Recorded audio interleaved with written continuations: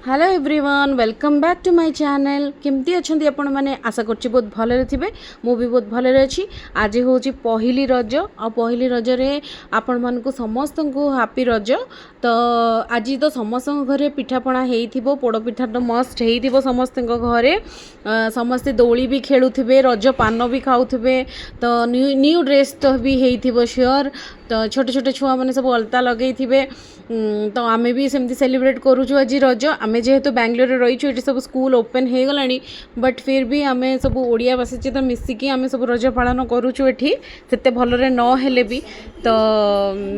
आशा करुँच आपण मैंने भी बहुत भलरे पालन करूँ रज दोली बहुत आनंद खेलतु तो आज मुझे गोटे नहीं आसी जोटा कि आपण मैंने सब जानी क्षीर पोड़पिठा आ क्षीर पोड़पिठार मेन फोकस पॉइंट हूँ मेजरमेंट जोटा कि मेजरमेंट साहाय्य आप पोड़पिठा को रेडी करेंगे क्षीर रे तो पिठाटा बहुत सॉफ्ट हम बहुत भल भी लगे तो मो पिठाटा तो सॉफ्ट होता तो से मेजरिंग कपटा आपन को मस्ट नेसेसरी तो मु तो कप साहाय्य ही कर यार मेजरमेंट मुझे साइड रे लिखिदेवी आपण मैंने जानीपर आ हाँ मुझे प्रस्तुति करुँची मो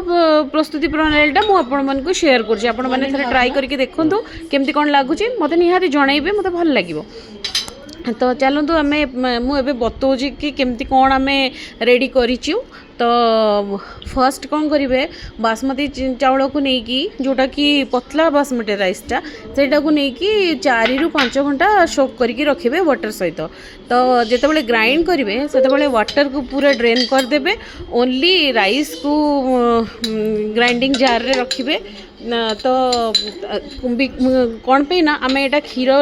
प्रस्तुत करवा तो ये पानी जमा देवानी ये क्षीर ही देवा आ यार मेजरिंग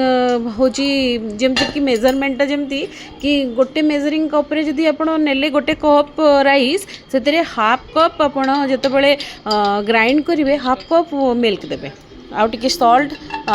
गुजराती से ग्रेटेड कोकोनट टिके हाफ चीनी सब पकईकी ग्राइंड करदे देन आपण मैंने डोटा प्रस्तुत करेंगे और डो प्रस्तुत करने सेमती गोटे भल नॉन स्टिक नहले जमती आपन को सुइटेबल सेमती गोटे कड़ाई नेबे से आगे फर्स्ट नट सब सालो फ्राई करदे मु तो काजू किशमिश नहीं तेजपत्र टी नहीं आपण मैंने चाहिए से आलमंड भी ग्रेट कर पकई पारे बादाम भी पकई पारे जोटा आपन को इच्छा पकई पारे आउ सेठी जितेबाला आपण आड करेंगे डो बनवाई सेटा भी आम मिल्क नबा ना तो सेते एठी जितेबाला ग्राइंडिंग करेंगे से हाफ कप वाटर ने हाफ कप मिल्क नेबे आ जितेबाला डो प्रस्तुत करेंगे से 1 कप राइस हेले 4 कप मिल्क नेबे तो मु कौन करी जेहेतु मु 3 कप नहीं राइस तो मु 12 कप मिल्क आड करटा हूँ मेजरमेंट तो हो गला से आउ किछिटा सुगर ऐड करेंगे आपण मानक आज पर टेस्ट आपन सुगरटा ऐड करेंगे देन सेठी भी किछिटा कोकोनट आपण ग्रेटेड कोकोनट टिके पकेबे आउ टिके कट करके भी छोट छोट पीस करके भी कोकोनट ऐड करेंगे तो फ्लेवर पे तो से देखु ये कंसिस्टेंसी से केमती रही ग्राइंडिंग कर सारापर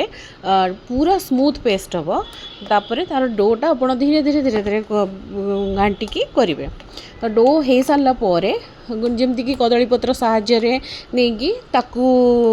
से डो को आउ गोटे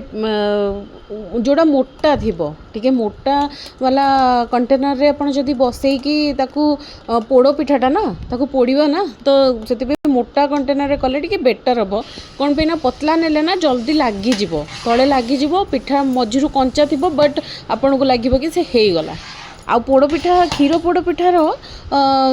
आपण मैंने भावुवे कि क्षीर पोड़पिठाटा हैनी बट से हो जाइए कौन पे ना आम जितेबाला थंडा करके काटिबा सेतेबाला आम जना पड़ो आपन को लगे कि सेटा हैनी बट आपण मैंने स्टोवटा बंद कर सारा भल से पिठाटा कर सारिकी 45 मिनिट्स अराउंड लगे पिठा हवापाई जदि आपण ताकू पूरा होल नाइट रे प्रस्तुत करेंगे और होल नाइट रखीदे देन नेक्स्ट डे मॉर्निंग रे आपण ताकू कट करके खाइबे तो बेटर लगे तो सेमती मु रेडी करची आपन को तो लिखि देछि केमती कोन हेछि मु सब देखैछि भी आउ तार इंग्रेडिएंट्स जोड़े भी लिखि देबी आपन को इजी हबो। तो देखंतु केमती कोन प्रस्तुत होउछि।